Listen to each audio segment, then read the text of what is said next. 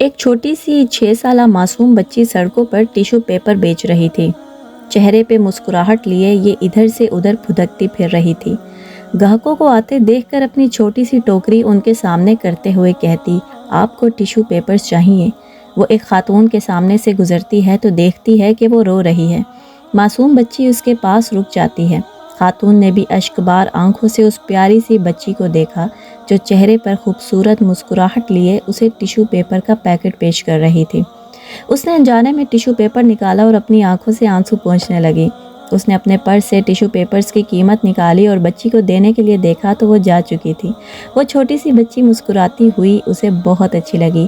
تھوڑی دور ایک خالی بینچ پڑا تھا۔ وہ خاتون وہاں جا کر بیٹھ گئی، کچھ سوچا اور پھر اپنے موبائل سے اپنے خاوند کو میسج کیا، میں اپنے کیے پر نادم ہوں، جو کچھ ہوا مجھے اس پر افسوس ہے، آپ جانے دیں، آپ کا موقف درست ہے۔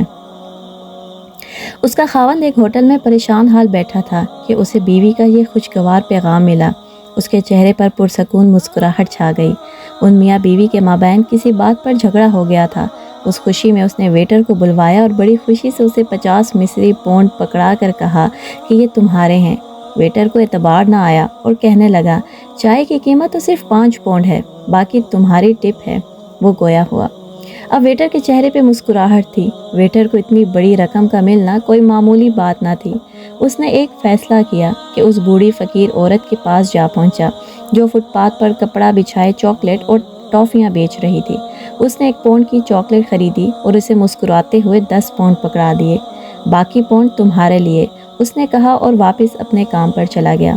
بوڑھی خاتون بار بار اس 10 پونڈ کے نوٹ کی طرف دیکھتی رہی جو اسے بغیر کسی محنت اور صلے کے مل گئے تھے۔ اس کے چہرے پر بے حد مسکراہٹ تھی۔ اس کا دل مارے خوشی کے ملیوں اچھل رہا تھا۔ اس نے زمین پر بچھائے ہوئے اپنے سامان کو سمیٹا اور سیدھی قصاب کی دکان پر جا پہنچی۔ اسے اور اس کی پوتی کو گوشت کھائے کتنی ہی مدت گزر چکی تھی۔ ان کا گوشت کھانے کو جی چاہ رہا تھا مگر ان کے وسائل اجازت نہیں دیتے تھے۔ آج ان کی خواہش پوری ہو رہی تھی۔ اس نے مسکراتے ہوئے گوشت خریدا اور گھر چل دی۔ بوڑھی اماں نے بڑی محنت اور شوق سے گوشت پکایا اور ننھی سی پیاری سی پوتی کا انتظار کرنے لگی کہ وہی تو اس کی کل کائنات تھی اور آج وہ گوشت کھا کر کتنا خوش ہوگی۔ وہ سوچوں میں گم تھی کہ ٹیشو پیپر بیچنے والی اس کی پوتی مسکراتی ہوئی گھر میں داخل ہوئی۔ آج اس کے چہرے پر عام دنوں سے زیادہ مسکراہٹ تھی۔ سامعین کرام، کیا ایسا نہیں ہو سکتا کہ ہم بھی اس ٹیشو پیپر بیچنے والی بچی کی طرح مسکراہٹیں تقسیم کریں، لوگوں میں خوشیاں بانٹیں؟ رسول کریم کی حدیث پر غور فرمائیں۔ رسول کریم نے ایک حدیث میں اپنی امت کی رہنمائی فرمائی اور چہرے کی مسکراہٹ کی جانب توجہ دلاتے ہوئے فرمایا کہ تمہارا اپنے بھائی کے ساتھ مسکراتے ہوئے چہرے سے ملنا بھی صدقہ ہے۔